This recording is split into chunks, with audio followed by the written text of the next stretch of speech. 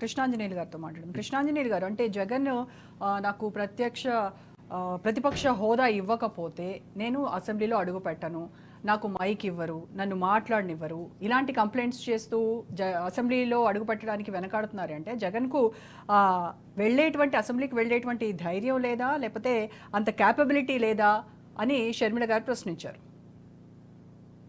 నమస్తే అండి, panel members అందరికి కూడా నమస్కారం. ఇప్పుడు కోటేశ్వరరావు గారు జగన్మోహన్ రెడ్డి అసెంబ్లీకి వెళ్ళకపోవటం మీద కొన్ని విషయాలు ప్రస్తావించారు కాబట్టి వాటి కొనసాగింపుగా నేను చెప్పదలుచుకున్నది ఏంటి అని అంటే, జగన్మోహన్ రెడ్డి తనకు 5 ఏళ్ళు అధికారం ఉన్నప్పుడు 150 సీట్లు వచ్చినప్పుడు అప్పుడు తెలుగుదేశం పార్టీకి 23 సీట్లు మాత్రమే పరిమితమైనటువంటి, జనసేనకు 1 సీట్ వచ్చింది.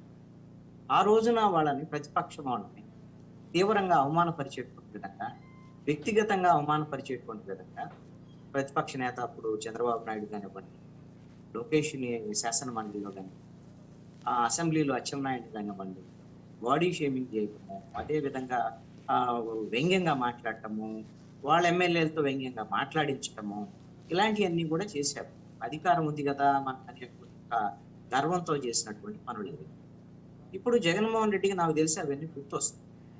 కాబట్టి రేపు అసెంబ్లీకి వెళ్ళాడు అనుకో, వెళితే అదే తరహాలో తనకు కూడా మరి అవమానిస్తారేమో, ఇలాంటి నవ్వులు పాలు అవ్వాల్సి వస్తుందేమో అనేటువంటి భయం పట్టుకున్నట్టుంది జగన్మోహన్. ఇప్పుడైతే మరి అసెంబ్లీకి వెళ్ళననేటువంటి దాని మీద ప్రకటన చేసుకున్నారు. నేను అనుకుంటాను ఇది 5 ఏళ్ల అంటే మళ్ళీ ఎలక్షన్ వచ్చే వరకు ఇలాంటి నిర్ణయంతోనే ఉంటారని నేను అనుకోను. నాకున్నటువంటి సమాచారం ఏంటి అని అంటే, ప్రతిపక్ష హోదా కావాలి అనేటువంటి దాని మీద స్పీకర్కి ఒక లెటర్ రాశారు. స్పీకర్ వాళ్ళు ఎలాగ ఇవ్వరు, వాళ్ళకి ఉన్నటువంటి రూల్స్ ప్రకారంగా 10% ఎమ్మెల్యేలు ఉంటే మాత్రమే, అంటే 18 మంది ఎమ్మెల్యేలు ఉన్నారు.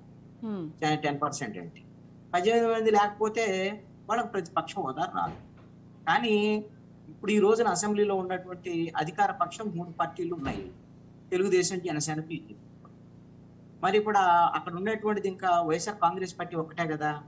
వాళ్ళు 11 మంది ఉన్నా సరే వైఎస్ఆర్ కాంగ్రెస్ పార్టీ శాసనసభ పక్ష నేత జగన్మోహన్ రెడ్డి, ఆయన ప్రతిపక్ష హోదా ఉన్నా లేకపోయినా ఆ 11 మందికి ఎంతసేపు మైక్ సంబంధించినటువంటి టైం ఉంటుందో అంతసేపు ఇవ్వాలి, స్పీకర్ ఇవ్వాలి.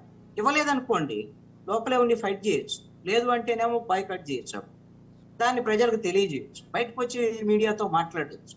అక్కడ మీడియా వాళ్ళే ఏర్పాటు చేస్తారు. ఆల్రెడీ అక్కడ మీడియాకి సంబంధించినటువంటి మీడియా పాయింట్ ఉంటుంది అసెంబ్లీలో.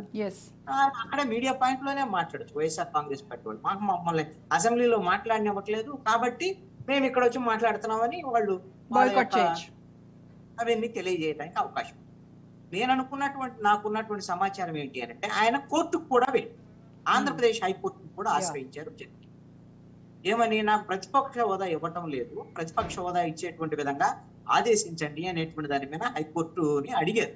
మరి హైకోర్టు నాకు తెలిసి ఆంధ్రప్రదేశ్ శాసనసభను లేకపోతే శాసనసభ స్పీకర్ను హైకోర్టు ఆదేశించేటువంటి అవకాశం ఉండకపోవచ్చు అని అనుకుంటున్నాను.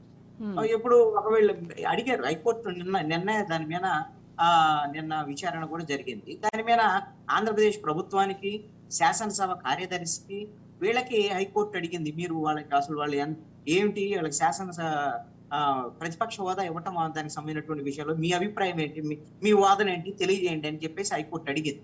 మరి ఆంధ్రప్రదేశ్ ప్రభుత్వము, శాసనసభ కార్యదర్శి తెలియజేస్తారు, 10% ఉంటేనే ఇస్తాము, లేకపోతే ప్రతిపక్ష హోదా రాదు, ఆయన ఎమ్మెల్యేగా ఉండొచ్చు, వాళ్ళ ఎమ్మెల్యేలకు సంబంధించినటువంటి కావాల్సినంత సమయం ఇస్తాం, మాట్లాడొచ్చు అని చెప్తారు. మరి అలాంటిది ఉన్నప్పుడు, ఆ విధంగా నిబంధన ఉన్నప్పుడు హైకోర్టు కానీ లేదు ప్రతిపక్ష హోదా ఇవ్వండి అని చెప్పడానికి హైకోర్టు చెప్పదు.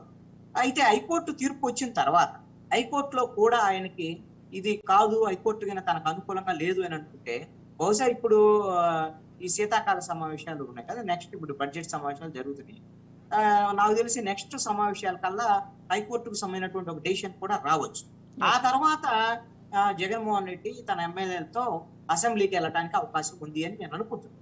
ఎట్లాగో హైకోర్టు వ్యతిరేకంగానే వస్తుంది కాబట్టి ఈ సెషన్ ని మాత్రం అవాయిడ్ చేస్తారు, తర్వాత సెషన్స్ కి అటెండ్ అవుతారు అనేటువంటి అనివార్యంగా వాళ్ళు వెళ్ళేటువంటి నిర్ణయంతోనే ఉన్నారు అనేటువంటిది నాకున్నటువంటి సమాచారం. నేను అంతర్గతంగా ఉన్నటువంటి వాళ్ళ సమాచారంతోనే చెప్తున్నాను.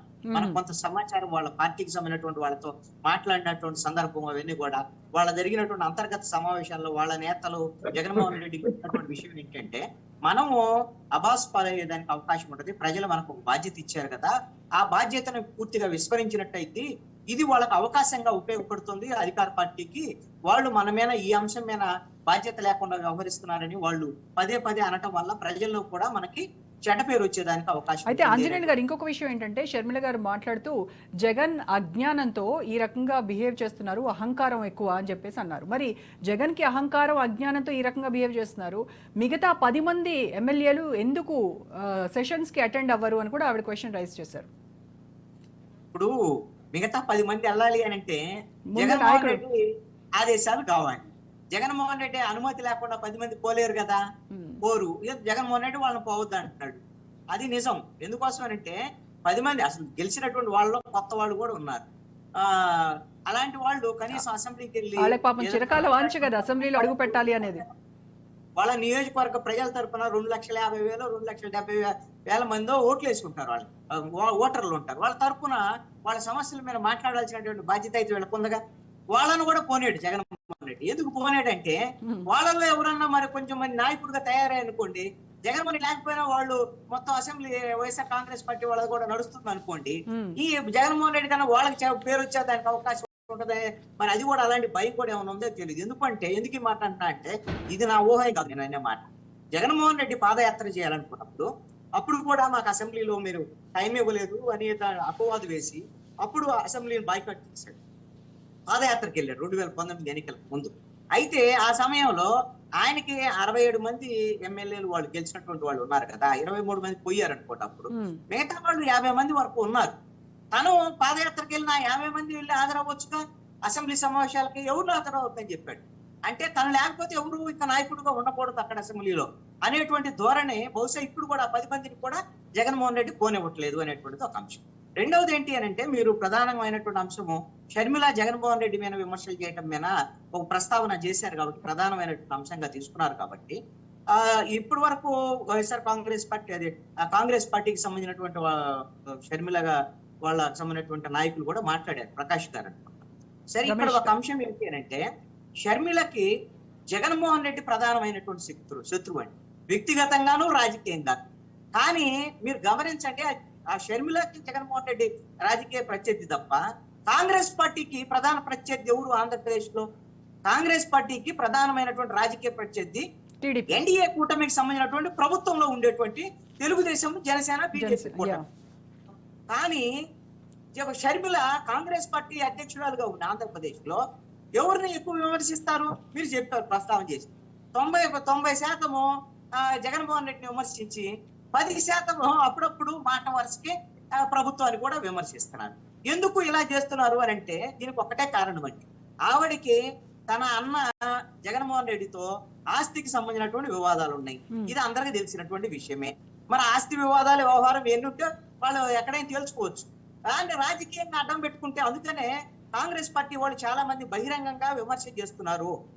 ఇప్పుడు ఆంధ్ర రత్న భవన్ ని మీరు మీ వ్యక్తిగతమైనటువంటి ప్రయోజనాల కోసం ఈ రోజున ప్రెస్ మీట్లు పెడుతున్నావు. ఏం తల్లి, నువ్వు ఇట్లా కాదమ్మా కాంగ్రెస్ పార్టీని మొత్తం బస్టు పట్టిస్తున్నావు అని కాంగ్రెస్ పార్టీ వాళ్ళు వెళ్ళి వాళ్ళ హైకమాండ్ ఫిర్యాదు చేసినటువంటి వాళ్ళు ఉన్నారండి షర్మిల మీద. అయితే కాంగ్రెస్ పార్టీ ఇప్పుడున్నటువంటి పరిస్థితుల్లో ఇప్పుడిప్పుడుగా మొన్న ఎన్నికలు జరిగాయి కాబట్టి ఏమి నిర్ణయం తీసుకున్నటువంటి పరిస్థితుల్లో లేదు. కానీ నాకు తెలిసి అయితే షర్మిల నాయకత్వం వ్యవహారం రమేష్ గారు సమాధానం చెప్తారు. అసంతృప్తితో ఉంది అనేటువంటిది ఒక సమాచారం. ఓకే రమేష్ గారు, ఒక్క నిమిషం కృష్ణాంజనేయులు గారు, ఒక్క నిమిషం ఆగండి. రమేష్ గారు మాట్లాడిద్దాం. రమేష్ గారు, నేను ఇంకొక పాయింట్ చెప్తాను. మళ్ళీ మీకు టైం ఇస్తానండి ప్లీజ్. నేనేమంటలేదు, నేను పాయింట్ చెప్తాను. ఆవిడ వ్యక్తిగతంగా అర్థం చేసుకోవాలి. మీరు చెప్పినట్టు ఆంధ్రప్రదేశ్ రాష్ట్రంలో ఎలక్షన్స్ అయిపోయినాయి. మీరు ఎట్లా రమేష్ గారు ఆగండి ఒక నిమిషం. రమేష్ గారు వచ్చేవి ఇంకా 3 years తర్వాత అవకాశాలు ఇవ్వలేదు జగన్మోహన్ రెడ్డి అన్న, రాజకీయ అవకాశాలు కూడా కాలు రాశారు అనేటువంటి కోపం ఉంది. అందుకని జగన్మోహన్ రెడ్డి టార్గెట్ చేస్తారు.